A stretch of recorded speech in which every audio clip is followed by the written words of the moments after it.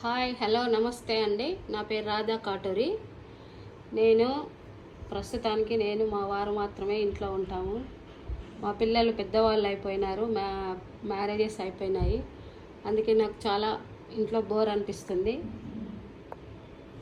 కాబట్టి నేను చిన్న చిన్న ఏమంటారు ఇది మొక్కలు నాటుకోవడానికి తొట్లు ఆర్డర్ పెట్టుకున్నాను మీషోలో.